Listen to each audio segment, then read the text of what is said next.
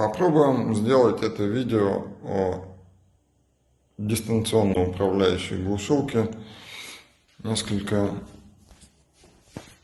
наглядным, хоть и в домашних условиях. Это включенная RC-система Checkpoint с RFID, но RFID не активен. Это метка. Пока она статична, ворота ее не видят. Они такие специфические. Начинаешь двигать меткой, они начинают ее видеть. Поэтому мы сделали вот такой прикол. И у нас метка будет во время нашего видео болтаться, так чтобы ворота не зависали. Тут все просто. Устройство можно заблокировать, разблокировать. Конечно, цветопередача экрана ужасная, но, допустим, давайте все-таки сразу включим первый канал RC-глушилки. Все, ворота погасли. Можем отойти еще. Радиус где-то около 5 таких радиусов, как сейчас, то есть 15-20 метров прямой видимости. Тут у нас горит индикатор того, что глушилка сейчас излучает сигнал на RC-режиме. Давайте выключим. Сейчас ворота вот подраздуплились и включились. Мы их снова выключим глушилкой. Вот, погасли. Также тут есть все 8 текущих RC-режимов с 1 по 8. Они тут все подписаны, пронумерованы. И глушилка AM, управление слева, как раньше на глушилке 2 в 1. Переключается все достаточно быстро, то есть практически моментально. Вот мы включили неподходящий режим к чекпоинтам, и они увидели. Включим обратно первый. И они вот выключились. Все очень просто. Включить, выключить. Если вам надо включить последние режимы, то нажимаете вот эту кнопку, включаются последние активные режимы. Если вам надо включить какой-то такой или такой или такой, можете вот так вот взять, включить, выключить. Дальше. Здесь индикаторы о том, какой канал активен. Здесь моргает, когда активен AMRC, но это тоже здесь видно, дублирует. Здесь индикатор связи, здесь у нас уровень заряда, аккумулятор и все такое. Вот. Тут можно дальше сделать вот так вот. Взять глушилку в руки и сделать, как раньше, 2 нажатия. Сразу включаются 2 нажатиями, сразу первый режим AM и RC. То есть теперь нельзя включить что-то раздельно. Если хотите включить какие-то другие режимы кнопкой, то нужно делать следующее. Давайте 3 нажатиями мы активируем какие-то заранее запомненные режимы. 1, 2, 3. Вот, у нас запомненные, допустим, по умолчанию идут режимы 2 и 2. Вот, можем выключить. Ручное управление выключили. Вот, и можно вот здесь вот тут нажать вот так вот, допустим. Select моды. То есть выбираем какой-то, допустим, давайте 4 и 5 ResPoint режимы и запоминаем. И теперь 3 нажатиями, 1, 2, 3, будут включаться именно они. Так. Вот. То есть они включаются. Если хотите сбросить, также делаете то же самое, и все оно сбрасывается. То есть будут вторые режимы. Это по вашему удобству, но теперь нету 2 кнопок, нету вибромоторов, и все управление, по сути дела, здесь.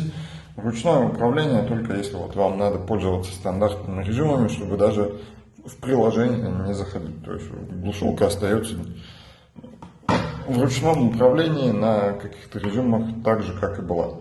Вот, то есть можно взять, вырубить ее полностью. Вот, она выключилась, шутдаун, пропадает связь. Сейчас загорится красненький. Вот, все, связь пропала, глушилка выключилась. Вернуть ее к жизни, на связь ее делаем одно нажатие. Загорается экран, активируется Wi-Fi модуль. По поводу подключения все это расскажу отдельно. Вот, все. То есть страничка самого приложения управления, оно само автоматически смотрит, появилось ли устройство на связи. Ну, такая простенькая инструкция на разных языках. Что как делать, какие настройки Wi-Fi, то есть все системы настройки связи, они здесь описаны, все, что, как, почему, все детали, то есть тут можно менять название Wi-Fi, точки доступа, делать все, как вам нравится, то есть, соответственно, языки понятно. Вот. Так, дальше. Игрушка AMRC — это для тех, кто не очень хорошо разбирается с AMRC.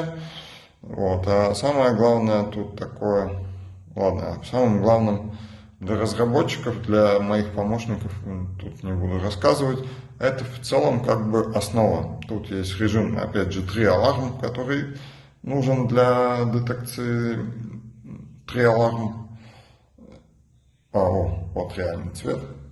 Так вот все выглядит. А тут цвет искажается очень сильно. 3 аларм режим. Дополнительно мы внедрили новые технологии по модификации сигналов. Это все будет описано постепенно, потому что это все нужно еще тестировать. Но это устройство уже окончательное. Дорабатывать мы его не будем, потому что у него есть все опции для того, чтобы туда сохранить дополнительно еще по 5 режимов для AM и по 5 режимов для RC. То есть как это делать, это я буду, если нужно, объяснять потом, выдавать отдельные инструкции.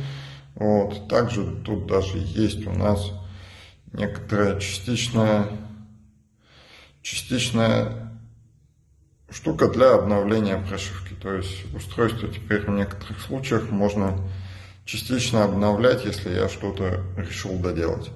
Вот. А так, пока все те же 10 режимов AM8RC, все те же функции, но в гораздо более удобном виде.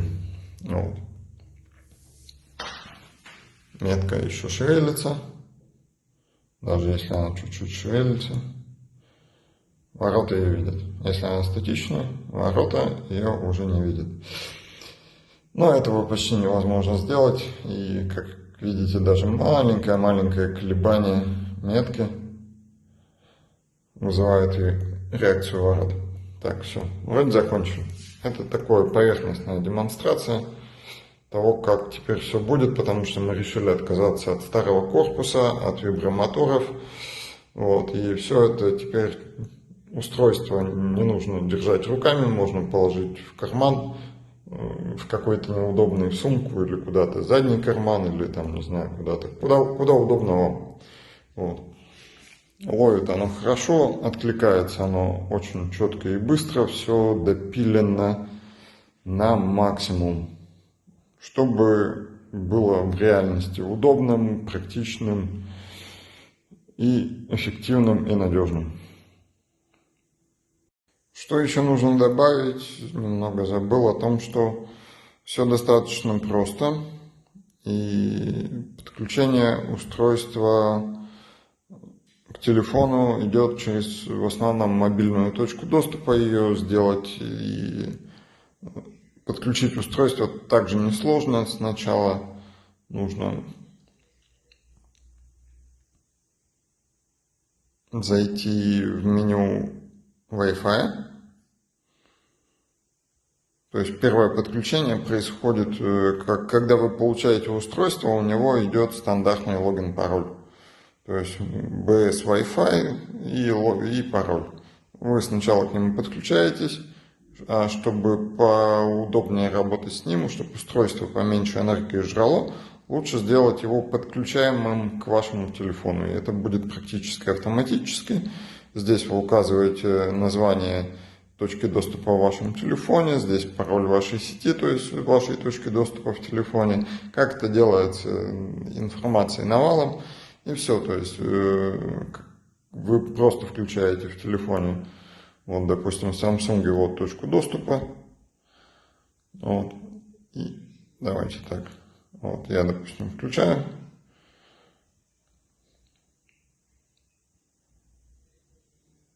Вот, устройство само подключается, показывает вам IP-шник, по которому нужно перейти уже непосредственно в браузере. То есть не надо никаких дополнительных фишек, ничего этого дополнительного не нужно. Иногда браузер кэширует ваше, будет описано, как избегать кэширования. Вот, все, тут работает, все четко. Вот. И, тут, ладно, еще одну фишку. Кому, допустим, надо удобнее, допустим, леворукий, и тут слева, допустим, нужен не АМ, а РЧ чаще. Тут можно сделать вот так вот.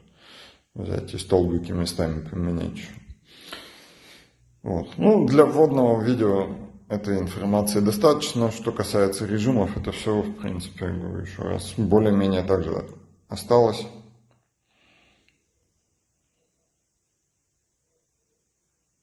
Все.